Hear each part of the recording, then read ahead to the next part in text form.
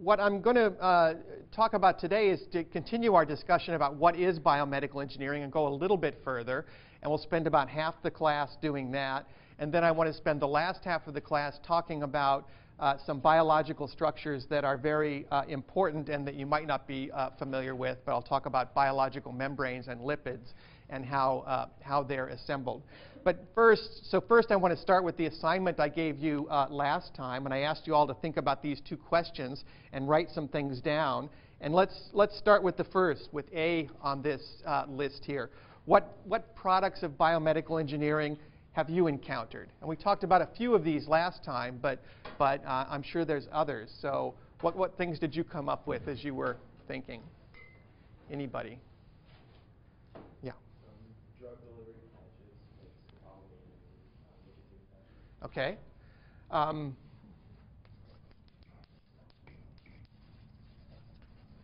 So in the category of already available, drug delivery patches. And these are now available for a variety of drugs. Scopolamine, so for motion sickness, was one of the first that was available. And nitroglycerin for treating heart disease is already available. And these are really like Band-Aids, but they're Band-Aids that are loaded with drugs. And they're designed in such a way that if you apply this Band-Aid with adhesive to your skin, drug will enter your bloodstream from the Band-Aid through the skin. And that's, I think, a good example. Others? Yeah. Dissolvable stitches or sutures.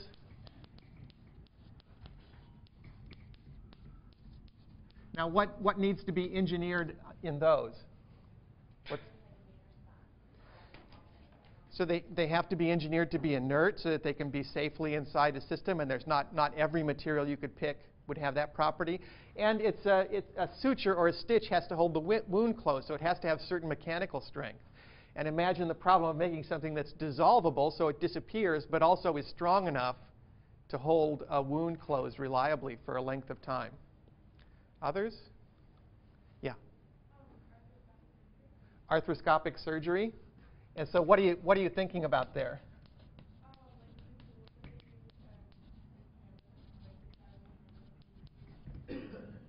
Yeah, so you can think about the instruments that they use in arthroscopic surgery. Arthro means joint. Scopic means looking. So it's looking into a joint. And these are instruments that have very fine sort of needles on the end, but also cameras in them. And you can put them inside a joint and then look around and see what's happening inside. And not just a camera, but there are also tools on the end of these things. So you can cut and you can do manipulations through this instrument. So that's a great example also. Yeah? Hearing aids. Hearing aids. That's a good one. Others? Yeah. So it goes along with cochlear implants. Cochlear implants. So that's the same kind of function as a hearing aid to improve hearing, but using a different mechanism, not just an amplification system that you put in your ear, but actually an implant that replaces the function of an organ inside your ear. That's a good example. Others?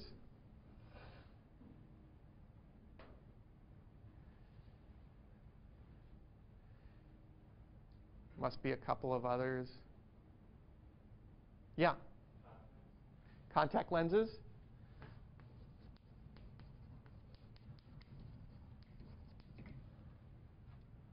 Yep. Yeah. LASIK surgery. Now, why that one? What makes you think of that as an example?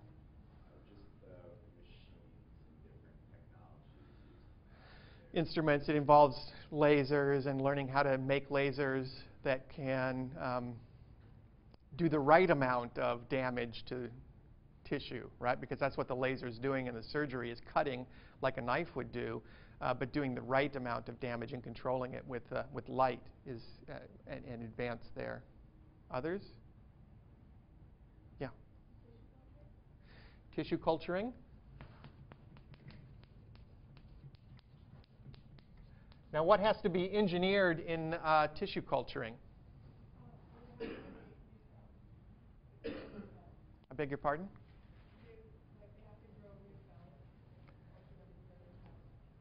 So what kinds of engineering do you think goes on behind that?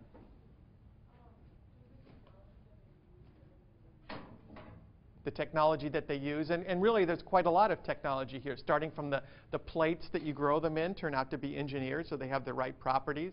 And we're going to talk about this more when we talk about cell culturing later. And we'll talk about lots of potential applications of that as well. Yeah. Dialysis.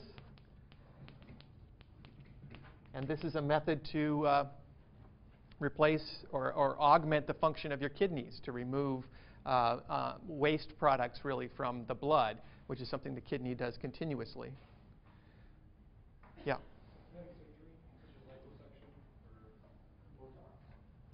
Cosmetic surgery. And you gave two examples. One was Botox, and the other was a liposuction.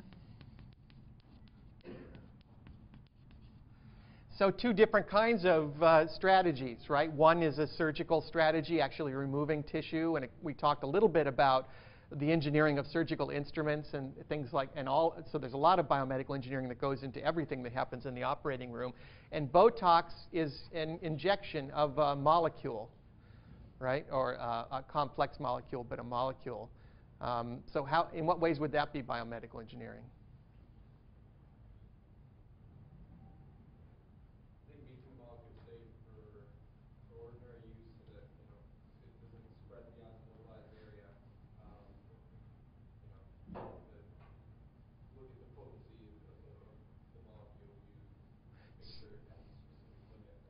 So, right, and I think all those are good. So there's lots of different ways. One is in terms of how you deliver the molecule so it goes where you want it to go and not where else you want it to go. And that's an engineering problem that we're going to talk a lot about, how to deliver drugs so that you get the action that you want at the site that you want and not the toxicity, right? If you delivered Botox all over your body, that wouldn't be a good thing.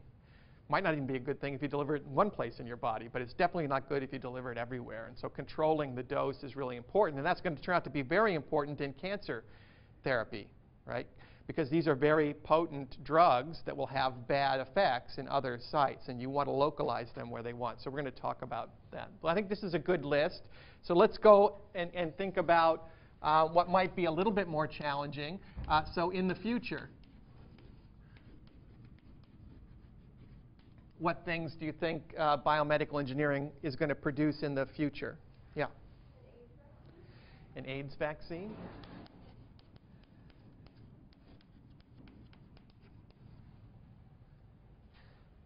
Surgeries performed by robots, remote surgery. Robotic surgery.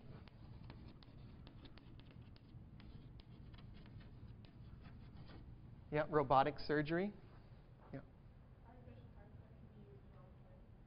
Artificial hearts that can be used long term, and that is there's probably several elements to that. One is long term, making them compatible with the body so that you could tolerate it for long term. And the other thing means if it's going to be long term, then probably it has to be implantable.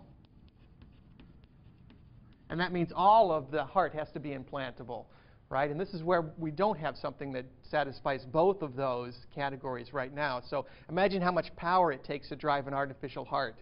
So you've got to have a battery or some way of generating power continuously to operate that. And that makes it difficult to think about implantable. And so that's a really good example of biomedical engineering. Yep. Yeah. Food supplies? Food from cloned animals.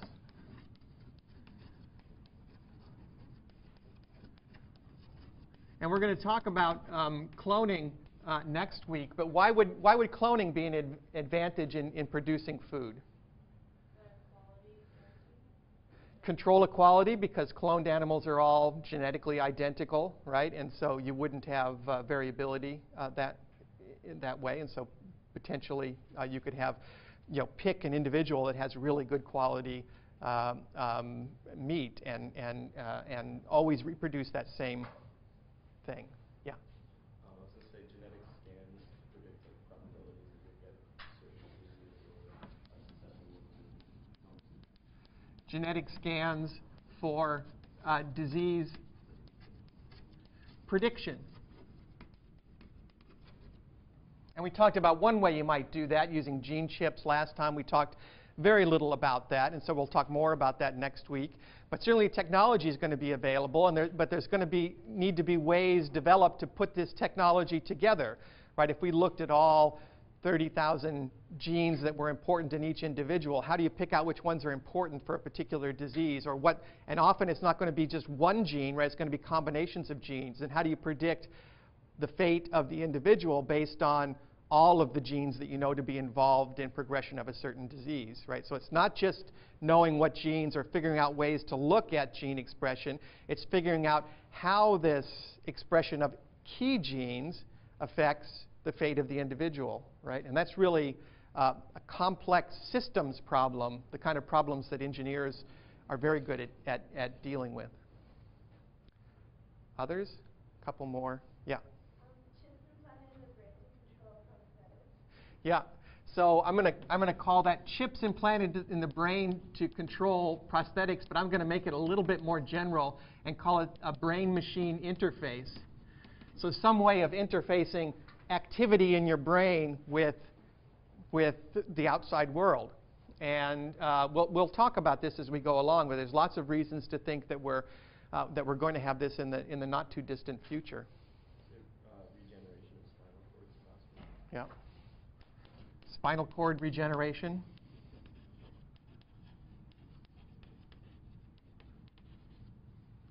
That's a good one. Yeah.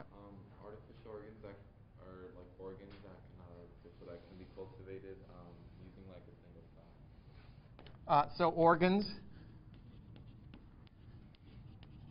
grown from single cells.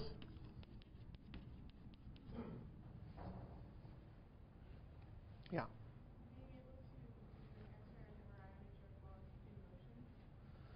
I didn't hear the last part. Being able to do like an X-ray or an MRI of a joint while it's in motion. So imaging of moving parts, like a joint, or another moving part that might be interesting to look at in motion is the heart, right? If you could image how the heart is moving, you would know a lot about its function. You could potentially learn a lot about its function by looking at how it moves, not just a static picture of it, right? And there's lots of parts of our bodies that move, the lungs, for example. And so, yeah, that's a good one.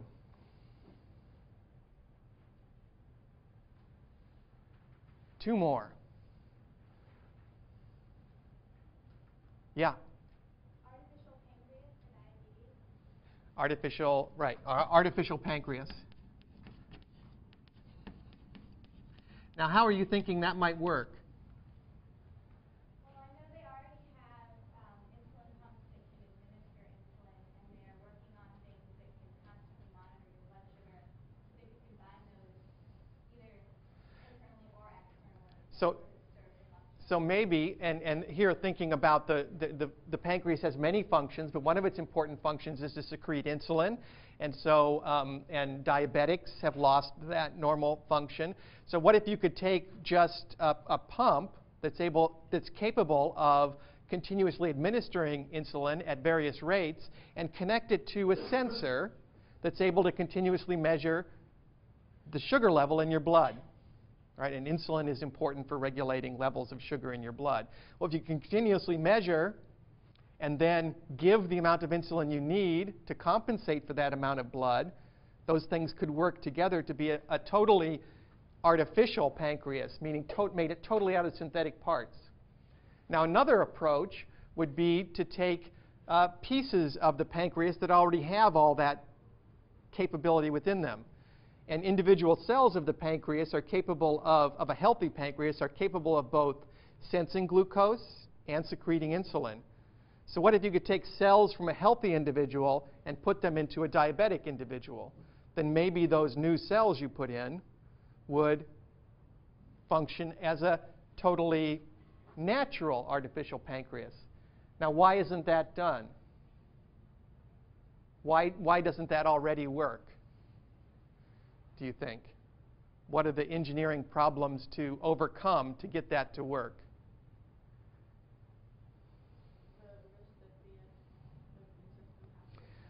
The same problems with organ transplantation is that the recipient has to be matched to the donor. And so that's a problem.